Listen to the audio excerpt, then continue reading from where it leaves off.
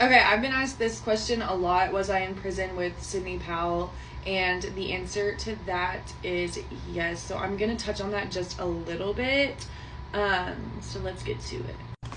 So for those of you who don't know, Sydney Powell was given a life sentence for allegedly unaliving her mother by beating her with a frying pan. I followed that case when it first happened. And I remember when it happened because it happened on my birthday. And I was like, I just remember that because it was my birthday. So, basically, like right now, she's currently in the process of getting a new trial. They overturned her conviction because and I cannot say this word, for prosecutorial misconduct. So I guess she's getting a new trial.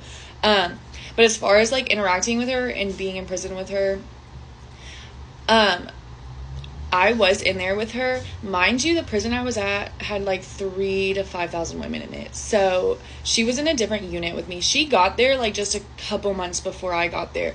So when I popped out, initially she was in a pink shirt. I've touched on like security levels just a little bit. Level 1s and level 2s wear green collars. Like it's kind of how you differentiate, and I've inserted pictures in my prison ID picture before, and you'll see I'm wearing like a green collar. And in this picture of Sydney, she's wearing a green collar. But when I got there, at first she was wearing a pink shirt. So a pink shirt means you're level 3.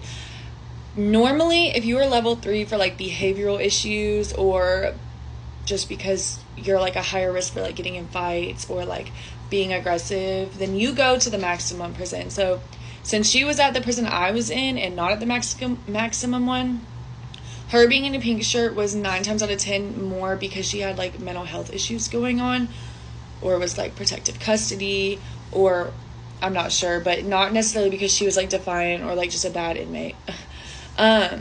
So she did end up like moving back down to level 2.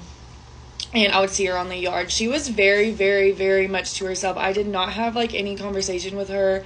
I would just see her. And, of course, again, just like they did with Mackenzie, they would be like, oh, my God, do you know why she's here? And her case, I did know.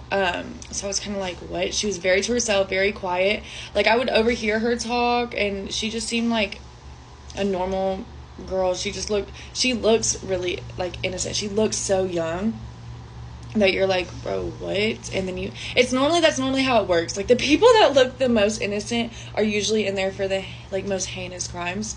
But she was like really smart. She helped people a lot with like school tutoring, things of that sort. But I'm not like, I just don't know her that well. I never got a chance to, she was in a different unit than me.